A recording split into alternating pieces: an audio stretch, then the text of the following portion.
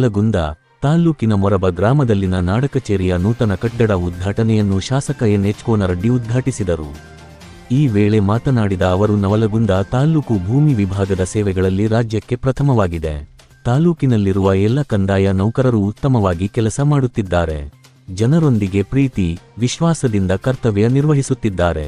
ಇದರಿಂದ ಸರಕಾರಕ್ಕೂ ಉತ್ತಮ ಹೆಸರು ಮತ್ತು ಜನರಿಗೆ ಉತ್ತಮ ಸೇವೆ ಸಿಗುತ್ತಿದೆ ಎಂದರು. ಜಿಲ್ಲಾಧಿಕಾರಿ ದಿವ್ಯಾ ಪ್ರಭು ಮಾತನಾಡಿ, ಆಧಾರ್ ಸೀಡಿಂಗ್ ಕಾರ್ಯದಲ್ಲಿ ನವಲಗುಂದ ತಾಲೂಕು 92% ಸಾಧನೆ ಮಾಡಿದೆ. ತಾಲೂಕಿನ 3 ಗ್ರಾಮಗಳು ಆಧಾರ್ ಸೀಡಿಂಗ್ದಲ್ಲಿ 100% ಸಾಧನೆ ಮಾಡಿವೆ. ಇದಕ್ಕೆ ಕಾರಣರಾದ ಎಲ್ಲ ಗ್ರಾಮ ಆಡಳಿತ ಅಧಿಕಾರಿಗಳನ್ನು, ಗ್ರಾಮ ಸೇವಕರನ್ನು ಈ ಸಂದರ್ಭದಲ್ಲಿ ಅಭಿನಂದಿಸುತ್ತೇನೆ ಎಂದರು. ನವಲಗುಂದ ತಹಶೀಲ್ದಾರ ಸುಧೀರ ಸಾಹುಕಾರ ಅವರು ಪ್ರಾಸ್ತಾವಿಕವಾಗಿ ಮಾತನಾಡಿ, ಪ್ರತಿ ಗ್ರಾಮಗಳಲ್ಲಿ ಗ್ರಾಚಾವಡಿ ಅಥವಾ ಗ್ರಾಮ ಆಡಳಿತ ಅಧಿಕಾರಿ ಕಚೇರಿ, ಪ್ರತಿ ಹೋಬಳಿಯಲ್ಲಿ ನಾಡ ಕಚೇರಿ ಆಗಬೇಕು. ಕಂದಾಯ ನೌಕರ ಸೇವೆಯನ್ನು ಗುರುತಿಸಿ ಗೌರವಿಸಬೇಕು ಎಂದರು. ಉಪವಿಭಾಗಾಧಿಕಾರಿ ಶಾಲಂ ಹುಸೇನ್ ಸ್ವಾಗತಿಸಿದರು. ಜಿಪಂ ಮಾಜಿ ಅಧ್ಯಕ್ಷೆ ವಿಜಯಲಕ್ಷ್ಮಿ ಪಾಟೀಲ, ಗ್ರಾಪಂ ಅಧ್ಯಕ್ಷೆ ಪಾರ್ವತವ್ವ ಜಾಲಿಹಾಳ, ಉಪಾಧ್ಯಕ್ಷ ಶಿವಯೋಗಿ ಮನಮಿ, ಉಪ ತಹಶೀಲ್ದಾರ ಎಂ.ಎಚ್. ಸದರಬಾಯಿ, ಭಾಗ್ಯಶ್ರೀ ಜಹಗೀರದಾರ, ಗೀತಾ ತೆಗ್ಯಾಳ, ಗಾಯತ್ರಿದೇವಿ ಪಾಟೀಲ್, ವಿಜಯಲಕ್ಷ್ಮಿ ಪಾಟೀಲ್, ಎಂ.ಎಸ್. ರೋಣದ, ಮಧುಮತಿ ರಾಯನಗೌಡ್ರ, ಕುಮಾರಗೌಡ ಪಾಟೀಲ, ಗ್ರಾಮ ಆಡಳಿತ ಅಧಿಕಾರಿ ಪ್ರಸಾದ ಪತ್ತಾರ ಸೇರಿದಂತೆ ಮೊರಬ ಗ್ರಾಪಂ ಸದಸ್ಯರು, ಅಧಿಕಾರಿಗಳು, ಗ್ರಾಮಸ್ಥರು ಕಾರ್ಯಕ್ರಮದಲ್ಲಿ ಭಾಗವಹಿಸಿದ್ದರು. ವರದಿ ಡಿಸಿ ಗುಳೇದ, ಜೆಎಸ್ಕೆ ಕನ್ನಡ ನ್ಯೂಸ್, ನವಲಗುಂದ. ಇವತ್ತು ನಿಜಕ್ಕೂ ಕೂಡ ನಮಗೆ ಒಂದು ಜಿಲ್ಲಾಧಿಕಾರಿಯಾಗಿ ಒಂದು ಖುಷಿಯಾದಂತ ಒಂದು ವಿಷಯ. ಯಾಕಂದ್ರೆ ಸುಮಾರು ನಾವು ಬೇರೆ ಬೇರೆ ಇಲಾಖೆಯ ಕಾರ್ಯಕ್ರಮಗಳಲ್ಲಿ ಪಾಲ್ಗೊಳ್ಳುವ ಸಂದರ್ಭದಲ್ಲಿ ಇದು ನಮ್ಮ ಮಾತೃ ಇಲಾಖೆಯಾದಂತಹ ಕಂದಾಯ ಇಲಾಖೆಯ ಒಂದು ಕಟ್ಟಡ ಉದ್ಘಾಟನೆ ಒಂದು ನಡೀತಾ ಇದೆ ಅಂದ್ರೆ ಅದಕ್ಕೆ ನಿಜವಾಗ್ಲೂ ಕೂಡ ಇವತ್ತು ತುಂಬಾ ನನಗೆ ಖುಷಿ ಅನಿಸ್ತದೆ. ಯಾಕಂದ್ರೆ ಕಂದಾಯ ಇಲಾಖೆ ಎಲ್ಲ ಇಲಾಖೆಗೂ ಒಂದು ಮಾತೃ ಇಲಾಖೆ ಆಗಿರ್ತದೆ. ಆ ಇಲಾಖೆ ಎಲ್ಲರಿಗೂ ಕೂಡ ನಾವು ಜಮೀನು ಕೊಡ್ತೀವಿ, ಎಲ್ಲರಿಗೂ ಕೂಡ ಬೇರೆ ಬೇರೆ ಯೋಜನೆಗಳು ಕೊಡ್ತೀವಿ. ಆದ್ರೆ ಆ ಇಲಾಖೆಗೆ ಯಾವುದೋ ಒಂದು ಅಭಿವೃದ್ಧಿ ಪಡಿಸಬೇಕಾದಲ್ಲಿ ಯಾವಾಗ್ಲೂ ಕೂಡ ಯಾವುದೋ ಒಂದಲ್ಲದ ಒಂದು ಸಮಸ್ಯೆಗಳು ನಾವು ಕಂಡೇ ಬರ್ತದೆ.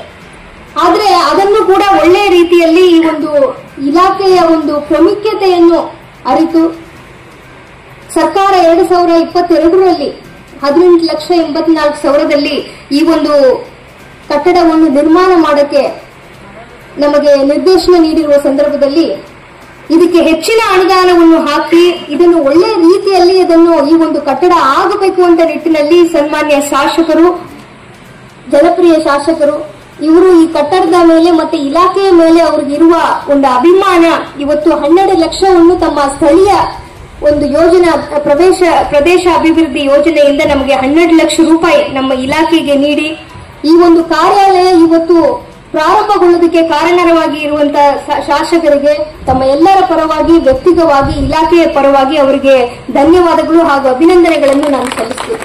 ಮತ್ತು ಎಲ್ಲಾ ಕಂದಾಯ ದಾಖಲೆಗಳನ್ನು ಕೂಡ ಗಣಕೀಕೃತ ಮಾಡುವ ಒಂದು ಯೋಜನೆ ಕೂಡ ನಮ್ಮ ಜಿಲ್ಲೆಯಲ್ಲಿ ಪ್ರಾರಂಭ ಆಗಿದೆ ಎಂಬುದನ್ನು ಕೂಡ ಈ ಒಂದು ಸಂದರ್ಭದಲ್ಲಿ ತುಂಬಾ ಖುಷಿಯಿಂದ ತಮ್ಮ ಎಲ್ಲರಿಗೂ ಕೂಡ ಹೇಳಕ್ಕೆ ಇಷ್ಟಪಡ್ತೀನಿ. ಯಾಕಂದ್ರೆ ಅದೇ ರೀತಿಯಲ್ಲಿ ಈಗ PHC ಬಗ್ಗೆನೇ ಮಾತಾಡ್ತಾ ಇದ್ರು, ಇದನ್ನು ಕೂಡ ಒಂದು ಒಳ್ಳೆಯ ಮಾಡೆಲ್ PHC ಆಗಿ ಮಾಡಬೇಕು ಅಂತ ಹೇಳ್ತಾ ಇದ್ರು. ಯಾಕಂದ್ರೆ ಅವರಿಗೆ ನೋಡಿದಾಗ ಅವ್ರ ಹತ್ರ ಮಾತಾಡುವಾಗ ತುಂಬಾ ನನಗೆ ಖುಷಿ ಅನಿಸ್ತದೆ. ಯಾಕಂದ್ರೆ ಅವ್ರು ಯಾವುದೇ ಒಂದು ವಿಷಯ ಮಾಡಿದ್ರು ಅದರಲ್ಲಿ ಒಂದು ತೃಪ್ತಿ ಆಗುವಂತದ್ದು ನಾನು ನೋಡೇ ಇಲ್ಲ. ಯಾಕಂದ್ರೆ ಅವರು ಶಾಸಕರು ಅಂತ ಅವರನ್ನು ಯಾವಾಗ್ಲೂ ಹೇಳಲ್ಲ, ಜನಸೇವಕರು ಅಂತಾನೆ ಅವರು ಯಾವಾಗ್ಲೂ ಅವ್ರು ಹೇಳ್ಕೊಂತಾರೆ. ಅವ್ರ ಗಾಡಿನಲ್ಲಿನೂ ಕೂಡ ಅದನ್ನು ನೋಡಿದೀವಿ. ಸೊ ಇಷ್ಟೊಂದು ರೈತರು ದಿನನಿತ್ಯ ಬರುವಂತ ಒಂದು ನಾಡ ಕಚೇರಿ ಯಾವ ರೀತಿಯಲ್ಲಿ ಇರಬೇಕು, ಇನ್ನು ಯಾವ ಸವಲತ್ತುಗಳನ್ನು ಕೊಡಬೇಕು ಎಂಬುದನ್ನು ಕುರಿತು ಕೂಡ ಇವತ್ತು ಸಂಬಂಧಪಟ್ಟ ಅಧಿಕಾರಿಗಳಿಗೆ ಕೂಡ ಸೂಚನೆಯನ್ನು ನೀಡಿದ್ದಾರೆ. ಸೊ ಇಷ್ಟು ಒಂದು ಸಪೋರ್ಟಿವ್ ಆಗಿ ನಮ್ಗೆಲ್ಲರಿಗೂ ಕೂಡ ಒಂದು ಜನಪ್ರಿಯ ಶಾಸಕರು ಇದ್ದಾರೆ. ಈ ಒಂದು ಸಂದರ್ಭದಲ್ಲಿ ನಾನು ನಮ್ಮ ಇಲಾಖೆ ಅಧಿಕಾರಿಗಳಿಗೆ ನಾನು ಹೇಳ್ಕೊಳ್ಳೋದು ಏನಂದ್ರೆ, ಇದೆಲ್ಲ ಸವಲತ್ತುಗಳು ನಮ್ಗೆ ಸಿಕ್ಕಿರುವುದು ಯಾವುದಕ್ಕೆ ಅಂದ್ರೆ ಜನರಿಗೆ ನಮ್ಮ ಸರ್ಕಾರದ ಯೋಜನೆಗಳನ್ನು ಸಮಯಕ್ಕೆ ತಲುಪಿಸುವ ಒಂದು ನಿಟ್ಟಿನಲ್ಲಿ ನಾವು ಕೆಲಸ ಮಾಡಬೇಕು.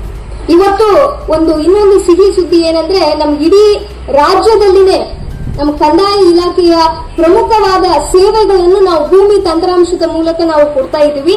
ಆ ಒಂದು ಭೂಮಿ ರ್ಯಾಂಕಿಂಗ್ ನಲ್ಲಿ ಇಡೀ ರಾಜ್ಯಕ್ಕೆ ನವಲಗುಂದ ಮೊದಲನೇ ಸ್ಥಾನದಲ್ಲಿ ಇದೆ ಎಂಬುದನ್ನು ಕೂಡ ನಾನು ಹೇಳಕ್ಕೆ ಇಷ್ಟಪಡ್ತೀನಿ. ನಮ್ಮ ಜಿಲ್ಲೆಯಲ್ಲೂ ಮೊದಲನೇ ಸ್ಥಾನ ಇದೆ, ಇಡೀ ಸ್ಟೇಟ್ ಅಲ್ಲಿನೂ ಕೂಡ ಮೊದಲನೇ ಸ್ಥಾನಕ್ಕೆ ಬಂದಿದ್ದೀವಿ. ಇದನ್ನೇ ನಾವು ಕಳೆದ ಒಂದು ವರ್ಷದ ಹಿಂದೆ ನಾವು ನೋಡಿದ್ರೆ ನಾವು 15ರಿಂದ 20ನೇ ಸ್ಥಾನದಲ್ಲಿ ಇದ್ದೀವಿ. ಇವತ್ತು ನಮ್ಮ ಕಂದಾಯ ಇಲಾಖೆಯ ನಮ್ಮ ತಹಸೀಲ್ದಾರ್ ಇರಬಹುದು, ಎಸಿ ಇರಬಹುದು, ಕೆಳಗಡೆ ಇರುವ ಗ್ರಾಮ ಸಹಾಯದಿಂದ ಹಿಡಿದು ವಿಎ ಇಂದ ಹಿಡಿದು ಆರ್ಐ ಇಂದ ಹಿಡಿದು ನಾಡ ಕಚೇರಿಯಲ್ಲಿ ಇರುವ ಡಿಟಿಯನ್ನು ಹಿಡಿದು ಎಲ್ಲರೂ ಕೂಡ ಪ್ರತಿ ಹಂತದಲ್ಲಿನೂ ಕೂಡ ಶ್ರಮಿಸಿ ಕೆಲಸ ಮಾಡಿದ್ದಾರೆ. ಅದಕ್ಕೆ ಈ ಒಂದು ರ್ಯಾಂಕಿಂಗ್ ಅನ್ನು ಪಡೆಯೋದಕ್ಕೆ ನಮಗೆ ಸಾಧ್ಯ ಆಗಿದೆ.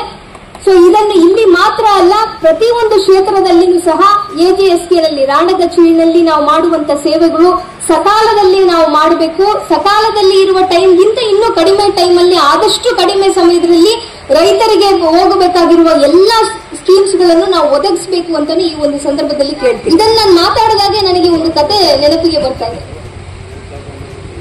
ಒಬ್ಬ ಶಿಲ್ಪ ಮಾಡುವ ಒಬ್ಬ ವ್ಯಕ್ತಿ ಇದ್ದ. ಅವನು ಪಾರಂಪರಿಕವಾಗಿ ಮನೆಯಲ್ಲಿ ದೇವರ ಶಿಲ್ಪವೆಲ್ಲ ಕೂಡ ಮಾಡ್ತಾ ಬಂದಿದ್ದಾನೆ. ಸೊ ಅವನ ಜೊತೆಗೆ ಅವನ ಮಗನು ಕೂಡ ಇದೇ ವೃತ್ತಿನಲ್ಲಿ ತೊಡಗಿದ್ದಾನೆ. ಸೊ ಮನೆಯಲ್ಲಿ ದೇವರದು ಶಿಲ್ಪ ಎಲ್ಲ ಕೂಡ ಮಾಡೋದು ಅವರ ಕುಲ ಕೆಲಸ ಇತ್ತು. ಸೊ ಇದನ್ನ ಮಾಡುವ ಸಂದರ್ಭದಲ್ಲಿ ಆ ಹುಡುಗ ಏನಿದ್ದಾನೆ, ಚಿಕ್ಕ ವಯಸ್ಸಿನಿಂದನೇ ಅವ್ರ ತಂದೆ ಶಿಲ್ಪ ಮಾಡೋದನ್ನು ನೋಡಿ ನೋಡಿ ನೋಡಿನೇ ಬೆಳೆದಿದ್ದಾನೆ. ಸೊ ಅವನು ಒಂದು 20 ವಯಸ್ಸು 25 ವಯಸ್ಸು ಆದಾಗ ಅವನೇ ಸ್ವತಂತ್ರವಾಗಿ ಅವನೇ ಶಿಲ್ಪವನ್ನು ಮಾಡಕ್ಕೆ ಶುರು ಮಾಡಿದ್ದಾನೆ. ಅವಾಗ ಅವನು ಫಸ್ಟ್ ಶಿಲ್ಪ ಮಾಡಿದಾಗ ಅವನ ತಂದೆ ಹತ್ರ ಹೋಗಿ ತೋರಿಸ್ತಾನೆ, ಅಪ್ಪ ಇದನ್ನು ನೋಡಿ ಹೆಂಗೆ ಮಾಡಿದ್ದೀನಿ ನಾನು ಅಂತ ಕೇಳ್ತಾರೆ. ಅವ್ರ ತಂದೆ ಒಂದು 10 ಸೆಕೆಂಡ್ ಅಲ್ಲಿ ಒಂದು 20 ನ್ಯೂನತೆಗಳನ್ನ ಅವ್ರಿಗೆ ಹೇಳ್ತಾರೆ. ನೋಡಪ್ಪ ಇದು ಸರಿ ಇಲ್ಲ, ಅದು ಸರಿ ಇಲ್ಲ, ಇದು ಸರಿ ಇಲ್ಲ. ಸರಿ ಆಯ್ತು ಅಂತ ಹೇಳಿ ಅವನು ಸ್ವಲ್ಪ ಬೇಜಾರಾಗಿದ್ದ. ಆದ್ರೂ ಪರವಾಗಿಲ್ಲ, ನಾವು ಫಸ್ಟ್ ಮಾಡಿದೀವಿ, ಇನ್ನೊಮ್ಮೆ ಚೆನ್ನಾಗಿ ಮಾಡೋಣ ಅಂತ ಹೇಳಿ ಮತ್ತೊಂದು ಹೋಗಿ ಮಾಡ್ಕೊಂಡು ತೋರಿಸಿದ್ದಾರೆ. ಈ ತರ ಸುಮಾರು ವರ್ಷಗಳು ಹೋಯ್ತು. ಆದ್ರೆ ಒಂದು ಸತಿನೂ ಕೂಡ ಅವ್ರ ತಂದೆ ನೀನ್ ಚೆನ್ನಾಗಿ ಮಾಡಿದೀಯ ಅಂತ ಒಂದ್ ಸತಿನೂ ಅವನಿಗೆ ಹೇಳಿಲ್ಲ. ಇದು ಅವನಿಗೆ ತುಂಬಾ ಬೇಜಾರು. ಏನಪ್ಪ ಇಷ್ಟೊಂದು ನಾವು ಪ್ರತಿ ಸತಿನೂ ಕೂಡ ವಿನೂತನವಾಗಿ ಮಾಡ್ತೀನಿ, ಪ್ರತಿ ಸತಿನೂ ಕೂಡ ಚೆನ್ನಾಗಿ ಮಾಡ್ತೀನಿ, ನಮ್ಮ ತಂದೆ ಯಾವಾಗ್ಲೂ ಕೂಡ ನೀನು ಒಂದ್ ಸತಿನೂ ಕೂಡ ನೀನ್ ಚೆನ್ನಾಗಿ ಮಾಡಿದೆ ಅಂತ ನನಗೆ ಹೇಳೇ ಇಲ್ವಲ್ಲ ಅಂತ ಅವನಿಗೆ ಸ್ವಲ್ಪ ನೋವಿತ್ತು. ಒಂದ್ಸತಿ ಒಂದು ಶಿಲ್ಪ ಮಾಡಿ ಅವನ ಹತ್ರ ಒಂದು ಆರ್ಡರ್ ಕೊಡೋದಕ್ಕೆ ಒಂದು ಊರಿನವರು ಬಂದ್ರು. ಒಂದು ದೊಡ್ಡ ಒಂದು ಸ್ಟ್ಯಾಚ್ಯೂ ಮಾಡಬೇಕು ಅಂತ ಅವ್ರ ಹತ್ರ ಬಂದ್ರು. ಇವನು ಮಾಡಿ ಮುಗಿಸಿದ ನಂತರ ಅವ್ರು ಯಾರು ಆರ್ಡರ್ ಕೊಟ್ಟವರು ಇವರ ಹತ್ರ ಬಂದು ನೋಡಕ್ ಬಂದ್ರು. ಏನಪ್ಪಾ 1 ತಿಂಗಳ ಟೈಮ್ ಕೇಳಿದ್ರಿ, ಈಗ ತಗೊಂಡು ಹೋಗ್ಬೋದಾ ನಮ್ಮ ಶಿಲ್ಪವನ್ನು ಅಂತ ಕೇಳಿದ್ರು.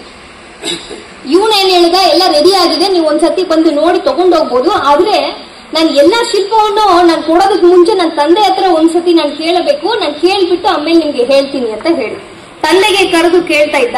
ತಂದೆ ಎಲ್ಲ ನೋಡಿದ್ರು, ಎಲ್ಲ ಸರಿಗಿತ್ತು. ಆದ್ರೆ ಒಂದೇ ಒಂದು ವಿಷಯ ಮಾತ್ರ ಅದರಲ್ಲಿ ಸರಿಗಿಲ್ಲ. ಆ ಒಂದು ಶಿಲ್ಪದಲ್ಲಿ ಕಿವಿ ಹತ್ರ ಸ್ವಲ್ಪ ಸರಿಯಾಗಿ ಆ ಒಂದು ಶಿಲ್ಪ ಆಗಿರಲಿಲ್ಲ, ಇನ್ನೂ ಸ್ವಲ್ಪ ಸರಿಯಾಗಿ ಮಾಡಬೇಕಿತ್ತು. ಇದನ್ನು ನೋಡಿ ತಂದೆ ಹೇಳ್ತಾರೆ, ಈಗ ನೀವು ಡೆಲಿವರಿ ಕೊಡಬೇಡಿ, ಅವ್ರ ಹತ್ರ ಒಂದು 15 ದಿವಸ ಹೇಳಿ, 15 ದಿವಸ ನಂತರ ನಾವು ಮಾಡೋಣ ಅಂತ. ಆದ್ರೆ ಈಗ ಆರ್ಡರ್ ಕೊಟ್ಟವರು ಬಂದು ನೋಡಿದ್ದಾರೆ, ಅವ್ನಿಗೆ ಏನ್ ಗೊತ್ತಾಗ್ಲಿಲ್ಲ. ತುಂಬಾ ಚಂದ ಇದೆ, ತುಂಬಾ ಚಲೋ ಇದೆ ಅಂತ ಹೇಳಿದಾನೆ, ನಮ್ಗೆ ಡೆಲಿವರಿ ಕೊಟ್ಬಿಡಿ, ಇಷ್ಟು ಚಂದ ಮಾಡಿದಿರಿ ಅಂತ ಹೇಳಿದ್ರು. ಆವಾಗ ಅವನು ತಂದೆ ಹತ್ರ ಕೇಳ್ತಾನೆ, ಏನಪ್ಪಾ ಬಂದವರು ಆರ್ಡರ್ ಕೊಟ್ಟವ್ರಿಗೆ ಈ ಕಿವಿ ಹತ್ರ ಇರುವ ಸಣ್ಣ ಒಂದು ನ್ಯೂನತೆ ಎಲ್ಲ ಅವ್ರಿಗೆ ಗೊತ್ತೇ ಇರುವುದಿಲ್ಲ, ನಾವ್ ಯಾಕೆ ಇಷ್ಟು ತಲೆ ಕೆಡ್ಸ್ಕೊಬೇಕು, ಏನಾದ್ ಮಾಡಿ ಅವ್ರಿಗೆ ಕೊಟ್ಬಿಡೋಣ, ನಮ್ ಕೆಲಸ ಮುಗಿಸ್ಲಿ, ನಮ್ಗೆ ದುಡ್ಡು ಬರ್ತದೆ, ನಾವು ಕೆಲಸ ಮುಗಿಸೋಣ ಅಂತ.